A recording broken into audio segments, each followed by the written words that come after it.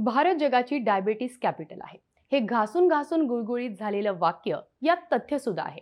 Indian council of medical research India diabetes रिपोर्टनुसार भारतात diabetes असलेल्या नागरिकांची संख्या 10,01,00,000 इतकी आहे.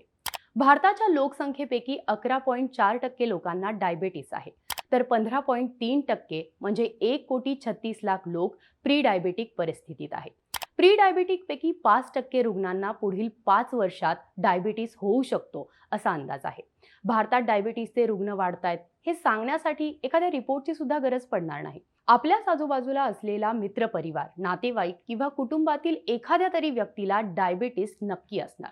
एवढंच काय, मी ही स्टोरी करताना माझ्या ऑफिसमध्ये सर्वे केला तर प्रत्येकाच्या माहितीत अशी एक तरी जवळची व्यक्ती आहे ज्याला डायबिटीस आहे. यावरूनच डायबिटीसची समस्या किती गंभीर होत चालली आहे याचा अंदाज येईल. पण मी तुम्हाला सांगितलं की भारतीयांमध्ये डायबिटीसचं प्रमाण जास्त असण्यात ब्रिटिशांचा हात आहे, तर विश्वास बसणार नाही ना.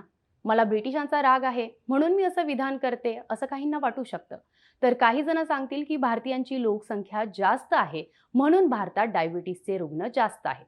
हाच जर निकष लावायचा झाला तर आत्तापर्यंत चीनची लोकसंख्या आपल्यापेक्षा जास्त होती. मग चीन का जगाची डायबिटीस कॅपिटल नाही? काही जण म्हणतील की भारतीयांची लाईफस्टाईल अत्यंत वाईट आहे. ते हाय शुगर डाएट घेतात, जंक फूड खातात, म्हणून भारतीयांमध्ये डायबिटीसचे प्रमाण जास्त आहे. मग याच निकषानुसार अमेरिका किंवा युरोप डायबिटीस कॅपिटल असायला हवी. कारण अमेरिकन आणि युरोपियन लोक आपल्यापेक्षा कितीतरी जास्त प्रमाणात जंक फूड खातात. मग भारतच का, असा प्रश्न पडतो. याच प्रश्नाचं उत्तर जाणून घेऊया आजच्या या व्हिडिओमधून. नमस्कार, मी पूजा साखे. तुम्ही पाहत आहात बोलभिडू. भारत जगाची डायबिटीस कॅपिटल होण्यात ब्रिटिशांचा हात आहे हा दावा आला कुठून?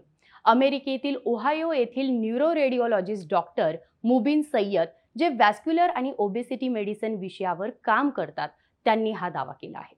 डॉक्टर सय्यद यांच्यानुसार दक्षिण आशियातील, ज्यामध्ये सध्याचा भारत, पाकिस्तान, बांगलादेश, अफगाणिस्तान, नेपाळ, भूतान, श्रीलंका आणि म्यानमारचा समावेश होतो.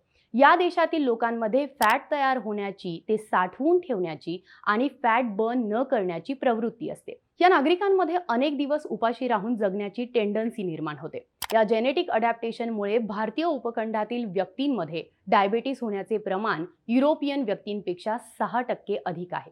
डॉक्टर सय्यद यांच्यानुसार हे जेनेटिक अडॅप्टेशन होण्याचं सर्वात महत्त्वाचं कारण आहे 18व्या आणि 19व्या शतकात पडलेले 31 दुष्काळ. ब्राउन युनिव्हर्सिटीच्या अभ्यासानुसार माणूस एका दुष्काळातून वाचला तर त्याच्या पुढच्या पिढीमध्ये डायबिटीस आणि ओबेसिटीचा धोका दुप्पट होतो. तर यांच्या नातवंडांमध्ये हृदय आणि रक्तवाहिन्यांसंबंधीचा रोगाचा धोका 2.7 पटीने वाढतो. भारतीय उपखंडातील लोकांना तर 31 दुष्काळांचा सामना करावा लागला आहे. यावरून आपण फक्त अंदाज लावू शकतो की भारतीय उपखंडातील लोकांमध्ये डायबिटीस, ओबेसिटी आणि हार्ट अटॅकचा धोका किती मोठ्या प्रमाणात वाढला असेल. पण यामध्ये ब्रिटिशांचा हात कसा, हा प्रश्न राहतोच. मागील 2 शतकांचा विचार केला तर दोन्ही शतकं भारतीय उपखंडावर ब्रिटिशांचं राज्य होतं. सुरुवातीला ईस्ट इंडिया कंपनीच्या माध्यमातून आणि 1857च्या उठावानंतर ब्रिटिशांनी अधिकृतरित्या भारतावर राज्य केलं. या काळात भारतीय उपखंडात 31 पेक्षा जास्त दुष्काळ पडले होते. अनेकांना वाटू शकतं की दुष्काळ ही तर नैसर्गिक घटना आहे, यात ब्रिटिशांची काय चूक? पण आपण भारतीय उपखंडाचा इतिहास पाहिला तर ब्रिटिश भारतात येण्यापूर्वीच्या 2000 वर्षात भारतीय उपखंडात फक्त 17 दुष्काळ पडले होते, तर ब्रिटिश भारतात आल्यापासूनच्या 200 वर्षात 31. यावरून हे दुष्काळ नैसर्गिक नसून ब्रिटिशांच्या खराब धोरणांचा पारिपाक आहे हे लक्षात येतं. यापैकी काही दुष्काळाचं उदाहरण पाहिलं तर 1866 मध्ये तात्कालीन बंगाल प्रोव्हिन्सचा भाग असलेल्या ओडिसामध्ये भयंकर दुष्काळ पडला होता. या दुष्काळाची तीव्रता इतकी होती की उपासमारीमुळे 3 पैकी एका नागरिकाचा यात मृत्यू झाला होता. पण यावेळी संपूर्ण भारतात दुष्काळ होता का? तर नाही. भारतातील इतर भागातून मदत पाठवणं सहज शक्य होतं, पण ब्रिटिशांनी यावर काहीही उपाययोजना केली नाही. काही राजे राजवाडे मदत करू इच्छित होते, पण त्यांनाही मदत करू दिली नाही. याउलट तत्कालीन व्हाईसरॉयने 200 मिलियन टन तांदूळ ब्रिटनला निर्यात करून भारतीयांच्या जखमेवर मीठ चोळलं. तसंच हा दुष्काळ म्हणजे लोकसंख्या नियंत्रणाचा निसर्गाचा मार्ग आहे असं ब्रिटिश मानायचे. त्यामुळे ब्रिटिशांनी हा दुष्काळ रोखण्यासाठी कोणतेही ठोस पाऊल उचललं नाही. या दुष्काळात 10 लाख पेक्षा जास्त नागरिकांचा बळी गेला. पुढे 1770, 1783, 1866, 1873, 1892, 1897 या काळातही बंगालमध्ये प्रचंड दुष्काळ पडला होता.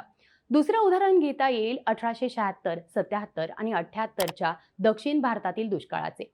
या दुष्काळाचं वर्णन ग्रेट फॅमिन ऑफ मद्रास असंही करतात. या दुष्काळात उपासमारीमुळे 56 लाख लोकांचा बळी गेला होता. याच काळात तत्कालीन व्हाईसरॉय लॉर्ड रॉबर्ट लिटन यांनी 320 मेट्रिक टन गहू ब्रिटनला निर्यात केला होता. लॉर्ड लिटन यांनी तर राणी व्हिक्टोरियाच्या राज्याभिषेकाच्या खुशीत 60,000 लोकांना दिल्लीत दावत दिली होती.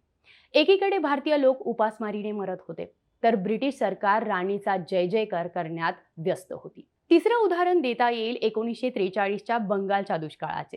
या दुष्काळाचा उल्लेख ग्रेट बेंगॉल फॅमिन म्हणून केला जातो. या काळात बंगालमध्ये कुठलाही दुष्काळ पडला नव्हता, पण ब्रिटिशांच्या चुकीच्या धोरणांमुळे 30 लाख लोकांना उपासमारी, कुपोषण आणि स्थलांतरामुळे आपला जीव गमवावा लागला. अन्नधान्याचा पुरेसा साठा असताना देखील ब्रिटिशांनी तो भारतीयांना देण्यापेक्षा दुसऱ्या महायुद्धातील सैनिकांकडे वळवला. तत्कालीन व्हाईसरॉयने ब्रिटनचे पंतप्रधान चर्चिल यांना मदतीसाठी विनंती केली, तेव्हा चर्चिल यांनी भारतीयांसाठी अत्यंत वाईट शब्द वापरले होते. I hate Indians. They are beastly people with a beastly religion. Their famine was their own fault for breeding like rabbits. असं चर्चिल यांनी म्हटल्याचं मधुश्री मुखर्जी यांनी चर्चिल सिक्रेट वॉर या पुस्तकात लिहिलं आहे. या दुष्काळात गांधी मेला का असं चर्चिलनी विचारल्याचं बोललं जातं. ब्रिटिश काळात असे 31 दुष्काळ सोसावे लागल्यानेच भारतीय उपखंडातील लोक आता स्टार्वेशन अडॅप्टेड झाल्याचं मानलं जात आहे. आणि या स्टार्वेशन अडॅप्टेड परिस्थितीमुळे भारतीयांमध्ये डायबिटीज, ओबेसिटी आणि हार्ट अटॅकचे प्रमाण वाढले आहे. यात आता भर पडली आहे ती जंक फूड आणि हाय शुगर डाएट घेण्याची. यामुळे भारतीयांमध्ये फॅट अधिक प्रमाणात साठवलं जात आहे आणि फॅट बर्न अत्यंत कमी वेगाने होत आहे. याचा परिणाम म्हणजे भारतीयांमध्ये ओबेसिटी अर्थात लठ्ठपणा वाढत चालला आहे आणि यामुळे high cholesterol, high BP, diabetes, heart attack, kidney निकामी होण्यासारखे आजार वाढले आहेत. हे कंट्रोल करायचं असेल तर लाईफस्टाईलमध्ये बदलांसोबतच भारतीयांना इतरांपेक्षा दुप्पट व्यायाम करावा लागेल असं डॉक्टर सय्यद यांनी सांगितलं आहे. यावरून आपण अजूनही मानसिक आणि शारीरिकदृष्ट्या वसाहतवादाच्या प्रभावातून त्रस्त आहोत असं म्हणायला काही हरकत नाही. तर तुम्हाला आजचा हा व्हिडिओ कसा वाटला हे आम्हाला कमेंट सेक्शनमध्ये नक्की कळवा आणि व्हिडिओ जर आवडला असेल तर व्हिडिओला लाईक करा आणि चॅनलला सबस्क्राईब करायला विसरू नका.